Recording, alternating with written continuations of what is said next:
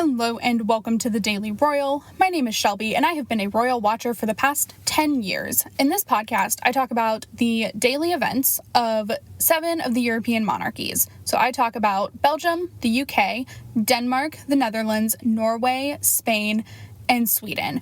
I upload Monday through Friday with occasional bonus episodes here and there. Today we are going to be talking about all of the events from the past week. So that is November 22nd through today, November 28th of 2021. So if you listened to my last episode, which was the special focused on the Spain-Sweden state visit, then you will know I was super sick last week. And then the holiday was happening in the States. And so just all of these things kind of compounded. And, I just made a decision on Thursday night that I was just going to do a weekly. This week was pretty busy, but there weren't so many events that made this seem completely unreasonable, just a little more difficult, because there was something in every country. So with that being said, we are just going to go ahead and jump right in. We are going to go country by country through the whole week. And so let's go ahead now and move over to the Belgian royal family.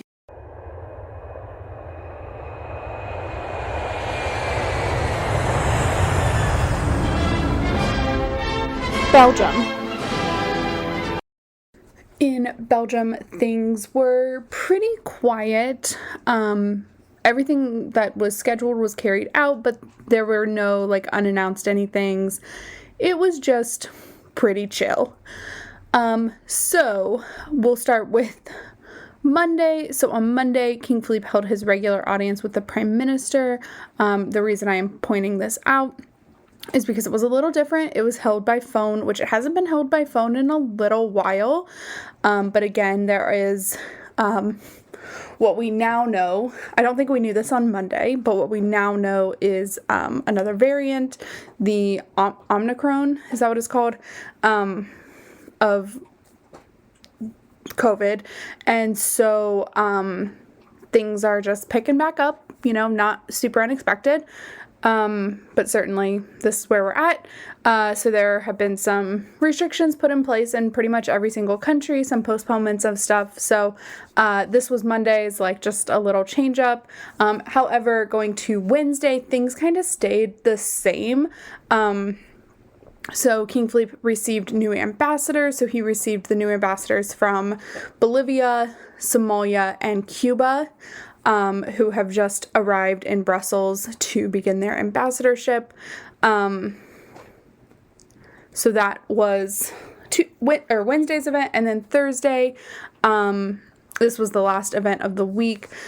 King Philippe held a audience with the President of the Republic of Kazakhstan, who is on an official visit to Belgium and presumably the European Union as well, because Kazakhstan, I'm sure, is trying to do some within the European Union trade situations. So that was the week of events. Now, I know in my episode that just went up, I talked about the state visit to Italy. So I recorded that, I think Friday. I recorded that episode, and on Saturday morning, it was announced that the Belgian state visit to Italy has been postponed again. I am not surprised. I kind of expected it. I'm waiting for the announcement on, I personally believe the Dutch state visit to Greece will also get postponed. I could be wrong, but that is my expectation.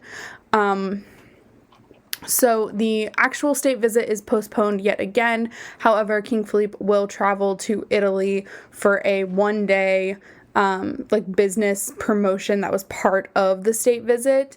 So he will be doing that, I think on December 1st. So that was announced on Saturday. Look, this is gonna happen. I'm not sure how often it's going to happen, but I expect announcements like this to come, especially in the middle of the winter season where the pandemic is harder to control because we are all going back into indoor environments. So that's what's going on. There are still some events scheduled. They do have an event tomorrow, or I guess Tuesday, actually. And then King Philippe travels to Italy on Wednesday. So, there are still things. It's just not a state visit. Am I super duper sad? Yes. Was I very much looking forward to a Tiara event? Absolutely. But safety and this COVID situation comes first above everything. So I am fine. So anyway, that is what was going on in Belgium through the week. So now we are going to move over to the British royal family.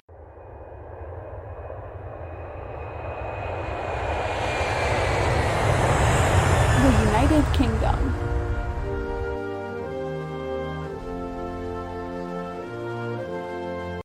In the UK, this is where I would say things were somewhat busier, and most of that is solely because the British royal family has so many working members. So, for example, on Wednesday, someone from each, household had an event. So, there's just, more people to talk about. But we'll start with Monday. So Monday was the Tusk Conservation Awards with Tusk Trust that the Duke of Cambridge attended. So William has been a patron for Tusk for literally as long as I can remember. It was probably one of his very first official royal patronages. But this is an organization that works across the continent of Africa to increase the impact of conservation efforts. So it provides notoriety, but also probably some financial assistance to organizations that are conservation efforts going on in the world. So that was Monday night.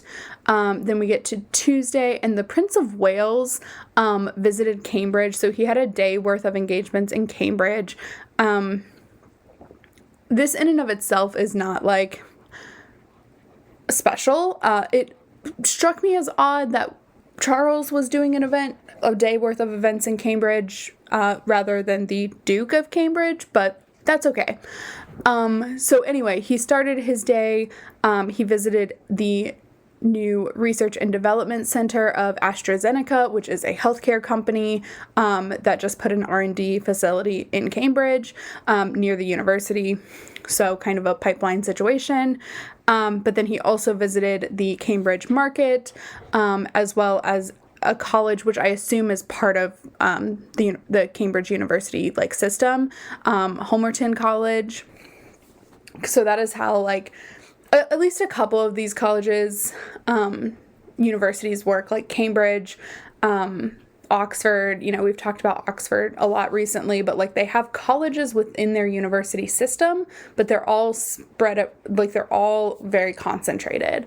So I'm assuming Homerton College is part of the Cambridge University system, but I'm not sure. So that is what Charles was doing on Tuesday. Then we get to Wednesday, and this is the big day. So first we have Queen Elizabeth holding an in-person audience with the governor of the Bank of England at Windsor Castle. So this is probably a normal audience that we would see in a normal time period, as the UK is kind of still functioning as normal as possible. The thing is, we're not seeing Queen Elizabeth do hardly any events because of her health situation, whatever that may be. Also, she is still 95, and COVID is still a very real thing. So there's that to contend with, but also just her general health. And so this is something that I think she would do multiples of in a day, but due to everything going on, this is, the big event for the week. And then we have the Duchess of Cornwall attending. So she attended an awards dinner in the evening with the Rifle Regiment. So Camilla is the Colonel-in-Chief of the regiment and took that on from the Duke of Edinburgh last year in July. And that was actually Prince Philip's last official engagement that he ever did. But this was the first time that everyone could come together. So she gave a speech focused on the commitment of the members to country and queen, but mostly country, of course. But like when you swear an oath, I think in the military, it's defend crown and country. And so that's an important piece. Also in attendance at this were the other royal colonels of the regiment, which include the Countess of Wessex and I think 2 other members of the royal family as well. So that was a big deal as well.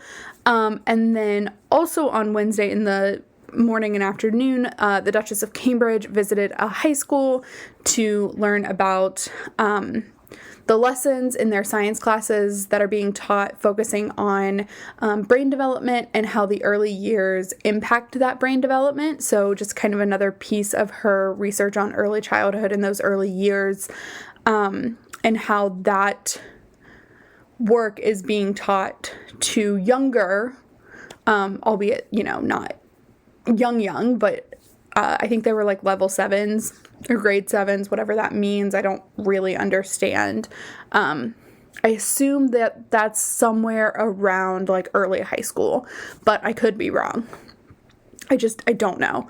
And then she also hosted a meeting at Buckingham Palace that was focused on early neurodevelopment, which is obviously what it sounds like, but then it's also a project that is feeding this information to high schools. So those lessons are super easy to teach. And again, about the impact of early development on, or early years on brain development and how that works. So that was Wednesday. And then Thursday, we have 2 additional events. So Queen Elizabeth held virtual audiences with the newly appointed high commissioners from Malaysia and Nigeria. So this is very, very similar to meeting new ambassadors. However, Malaysia and Nigeria, I believe, are both Commonwealth countries. So the high commissioner is the ambassador role, but because they're all kind of part of this Commonwealth of Nations, they just have a different title, at least to my understanding, that is the case. And then we have the Duke of Cambridge attending the Emergency Services Mental Health Symposium, where the Mental Health at Work commitment was launched. So this is a set of standards that support emergency responders and their mental health. So, obviously, through the past year, we have a much higher understanding of the way things that are super duper hard impact emergency responders, doctors, etc., because of COVID. But this is like a now uniform set of standards to help mental health, to help impact the mental health of these emergency responders on a day-to-day basis. So I thought that was really, really cool. And again, just like a big initiative launched by the Royal Foundation. So that's a huge deal. So that is what was going on in the UK. And so now let's go ahead and move over to the Danish royal family.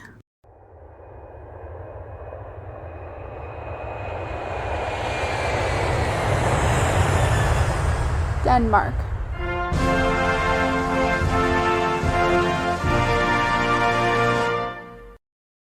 In Denmark, things were a little quieter, I would say, than previous. I mean, there were a good amount of events. However, it was just like one event per day. So that makes it a little easier to talk about. So we're going to just start with Monday. Crown Princess Mary attended the celebration of the publishing of the Center for Youth Research report on a study that they did called, and this is a translation, so it may not make the most sense, but like, can young communities hurt? And so the research was basically being done on these communities that focus on young people, so schools, after school clubs, different kinds of things like that, and their impact overall on childhood loneliness and bullying. Because sometimes school is obviously a great place for social interaction. However, that social interaction can become negative social interaction and super uncomfortable and painful. It's certainly not something you want a child to deal with every day. Without going into it too much, that was certainly the case for me. High school was just a very hard time for me, which is fine. So, anyway, she attended the launch of this, and it was done at a school, so she was also able to talk to young people that could elaborate a little further on some of the details of these, of this research, but also, again, just like this is a huge research project to undertake, and it's amazing that this was done. And then the Mary Foundation, so Crown Princess Mary's Foundation, was kind of the support system for this. So that is what was going on Monday. On Tuesday, Crown Prince Frederick opened the Wind Europe Electric City 2021 conference, which is apparently the largest wind energy event in the world. And so I don't know if it is I don't know if Denmark is considered the Wind Europe Electric City, or if that's just the name of the conference. I don't really understand, but they did make a point that almost 23% of the companies, of the 400 international companies represented, were Danish. So, like, obviously this is not a secret in the world. Scandinavia, so Denmark, Norway, Sweden, of the countries I talk about, but then also Finland, Iceland, yeah. Anyway, they're all very energy, earth-friendly countries, and this is no exception, of course. So that was Tuesday, and then on Wednesday morning, Queen Margrethe presented the Queen Margrethe II Science Prize, which is an award given to a researcher supported by the Royal Danish Society of Science, who is under 50, who has made an exceptional has done exceptional research over the past year.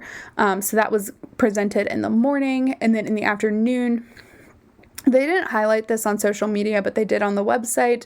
But Queen Margrethe took part in a press conference about the upcoming performance of the Snow Queen ballet that Queen Margrethe is the set and costume designer for. So I would expect some royal attendance at the premiere of this ballet. To my knowledge, it's not on the calendar yet, but I haven't looked that hard. So I would just expect some. They're building it up a lot. So we'll see who comes out and supports her for that. I would assume it's going to be everybody. So that is the Wednesday events. On Thursday, Crown Prince Frederick hosted another King's Hunt. I don't really want to talk about that too much because I don't love it. And then on Friday, Queen Margrethe received credentials from the new ambassadors to Denmark from Australia, Israel, Norway, Finland, and Hungary. So that was Friday's events. And then today, actually, Sunday the 28th, so Queen Margrethe attended a church service at a cathedral. And so it's for, so today is the first day of Advent. So this basically means there are 4 Sundays until Christmas. So Christmas is on a Saturday. So this will go up to the week before Christmas, essentially. And it is the celebration of the season within the Christian church. And so at Roskilde Cathedral, the altar essentially has a dressing over it that Queen Margrethe and her mother, Queen Ingrid, did together, that is put up every single year, I assume, or at least it was this year, and so it has been put up for the Christmas season, at least I think. So that is what was going on today and through the week with the Danish royal family. So now we are going to go ahead and move over to the Dutch royal family.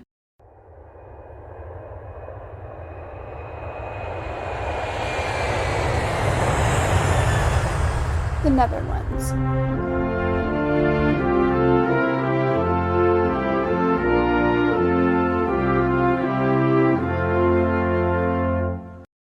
In the Netherlands, as expected, things were still pretty quiet this week given the whole pandemic situation of it all. So we are going to start with Monday, and this is probably going to be the thing I talk about possibly the most today. So on Monday morning, King Willem-Alexander attended a meeting in Rotterdam with city officials about the impact of the ongoing protests in regards to COVID restrictions. So ever since the announcement of the new COVID restrictions a couple of weeks ago now, the Dutch people have literally taken to rioting in the streets. And look, I believe there is a right to protest peacefully and make your opinions known to your government officials, certainly.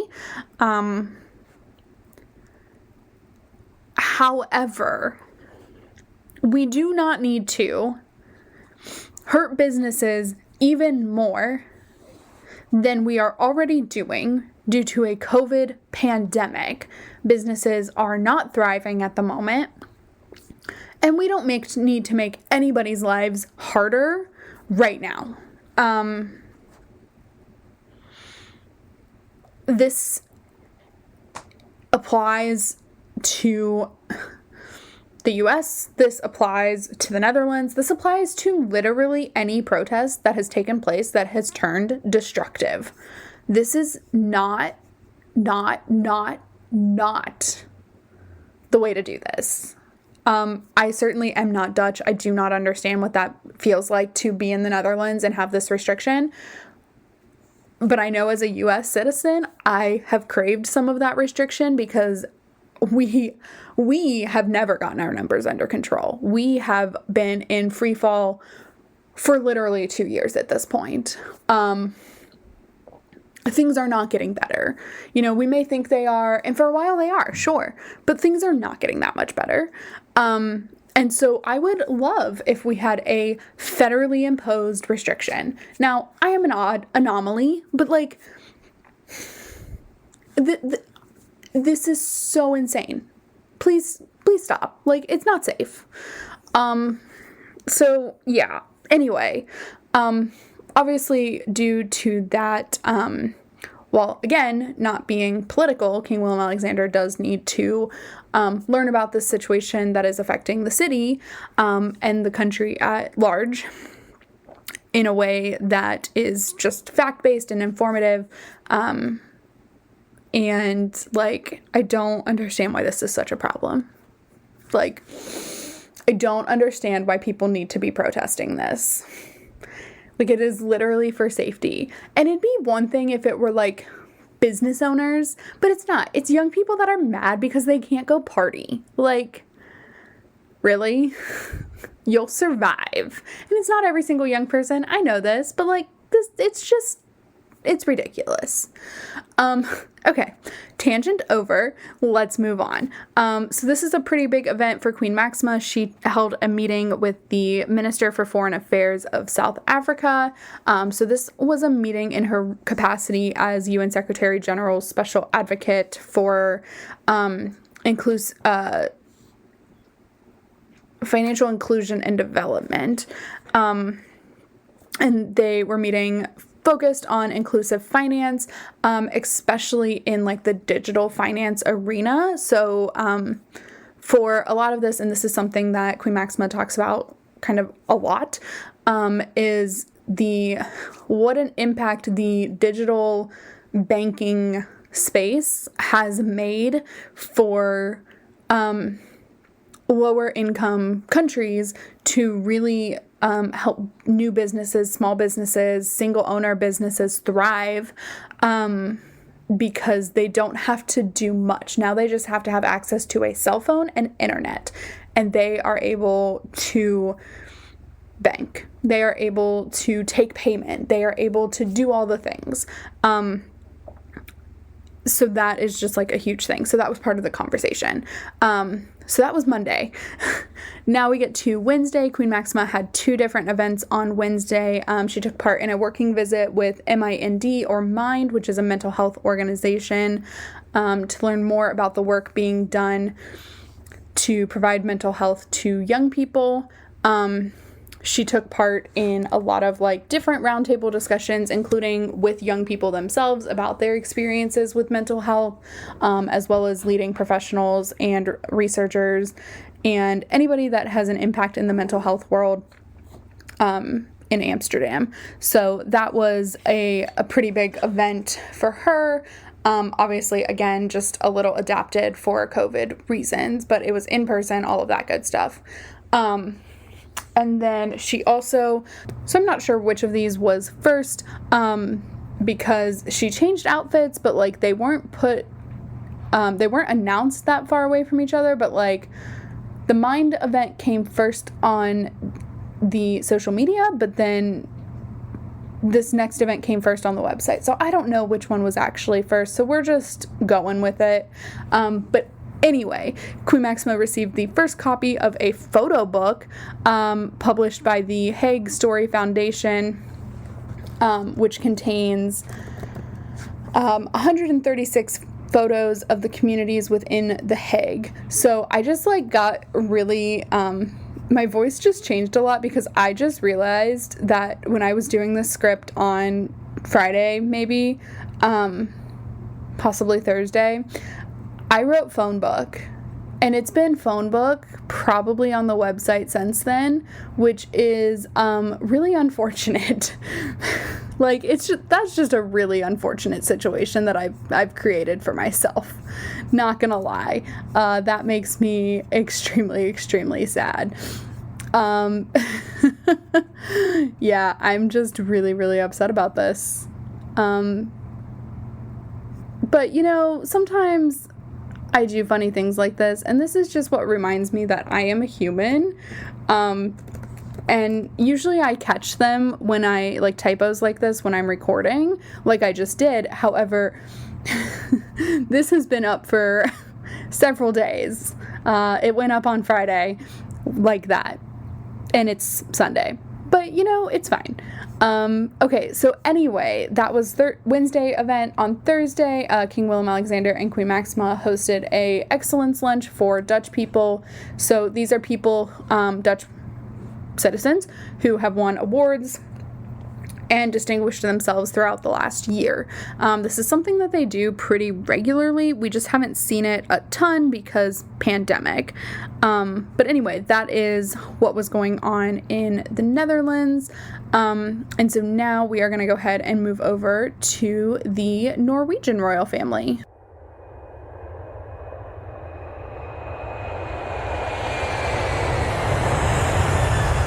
Norway.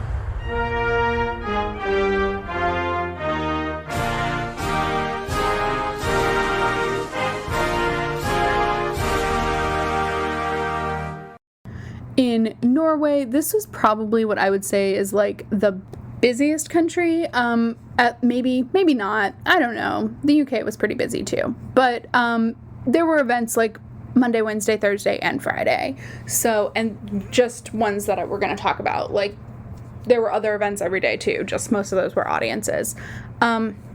So on Monday, Crown Prince Haakon attended the Olympic Summit Performance Conference, which is a conference that focuses on the ongoing development of a national value-based achievement culture. So what that means, because that's like such a tagline, right? It's like such an odd phrasing.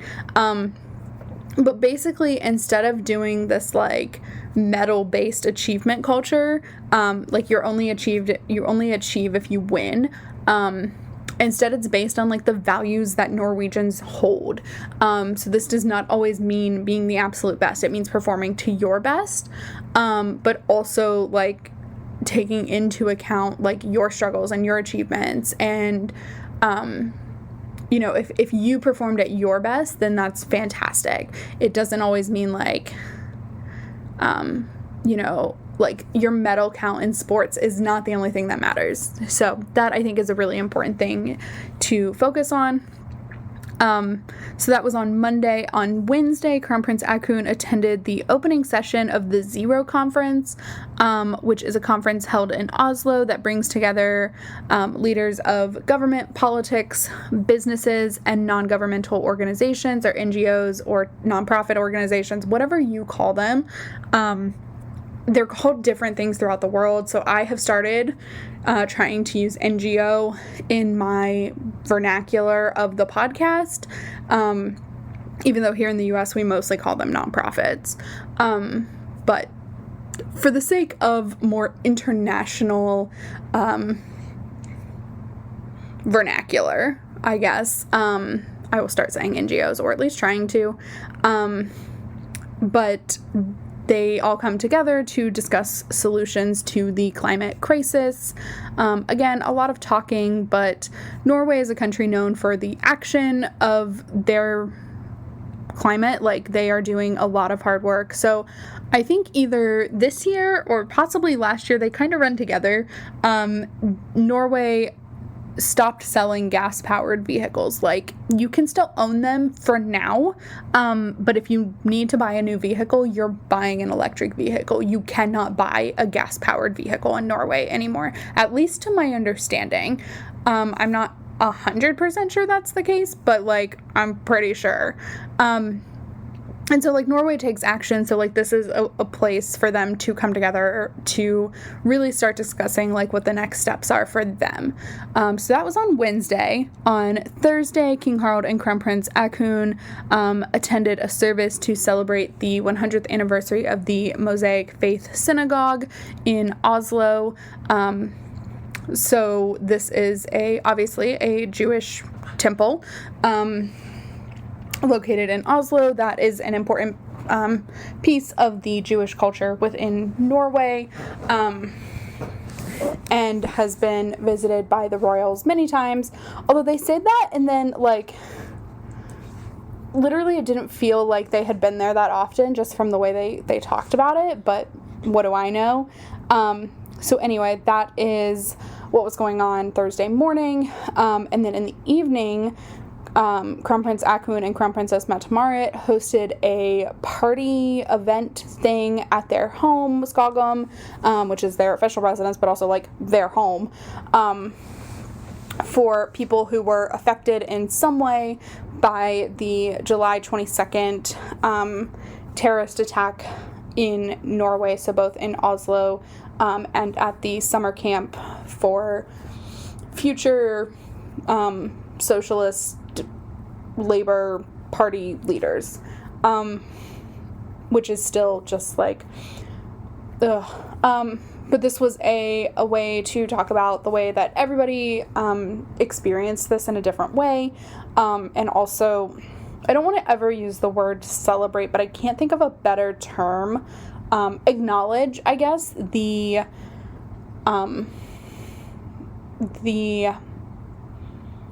passing of the 10 years since, and just recognize how far people have come, and how, even though, like, yes, there are still horrible things that happen, like, celebrating the resilience, I think, is what I want to try and say there. Celebrating the resilience of the people that were affected. So that was Thursday evening, and then Friday, Queen Sonja attended an event at the Ski Museum in Oslo, which is such a Norwegian thing, but there was a discussion held there about a book written on the Eriksson brothers, and their careers in skiing and other alpine sports. I didn't do a ton of research into this, but, like, probably will, because I'm genuinely curious. Like, about this story a little bit. But yeah, so anyway, that is what was going on in Norway. So now we are going to move over to the events in Spain that were not state visit related. So let's go ahead and do that now.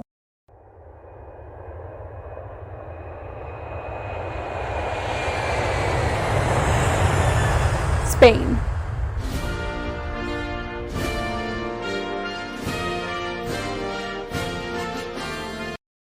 In Spain, King Felipe had events on Monday and Friday. Even though there was a state visit in the middle of the week, there were still a few things that he did outside of that. So on Monday, he attended a few events in the Basque Country, which is an autonomous community of Spain in the north. So the day was focused on business and industry. So first he attended a meeting with the European Roundtable for Industry, and then later he met with Basque companies that are focused on sustainability. So these are companies that are headquartered in the Basque Country, and obviously are doing different various fields of sustainability. So this does not have to be just like electric car production or, like wind energy production. It could be something as simple as like more biodegradable materials being used in production, things like that. So that was his morning. And then also on Monday, he presided over the oath of office for the new president of the Court of Accounts at Zarzuela. So this is where this woman swore her oath to king and country to do her duty as the new president of the Court of Accounts. So that's a big deal. And then on Friday, so then we had the state visit, which there's a whole episode. If you missed it, it's the last episode I put up that focuses on the 3 days for the Spanish royal family in Sweden. It also talks about like the members of the Swedish royal family who attended and things like that. So then we get to Friday, where King Felipe presided over the official opening of the Assembly of the Interparliamentary Union, which is a organization of national parliaments representing like 173 of the 170 something of the 193 countries in the world. My numbers might be a little off there, but it's a global organization of national parliaments. This year was the first time they had held an in-person conference since October of 2019, because obviously the 2021 was canceled due to an ongoing pandemic. And so Spain is a country that is able to hold big events still in Europe, but also like has done a great-ish job during this pandemic.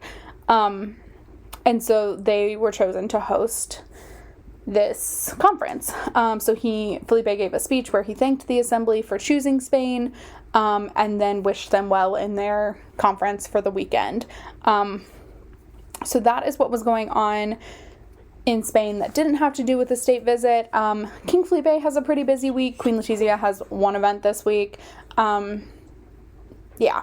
So anyway, that is what was going on in Spain. So now we are going to move over to Sweden and talk about their events over the past week.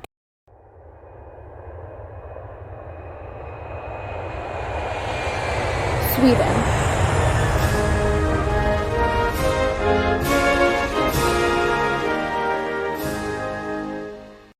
In Sweden, we are going to end our episode with the couple of events that they had going on in the Swedish royal family, mostly from Prince Daniel, with Crown Princess Victoria and Prince Daniel having one event. Again, the members of the Swedish royal family took a huge role in the Spanish state visit to Sweden. So again, go check out that episode that I just posted. I posted that on Saturday, but it's like the one I posted right before this, to hear all about that.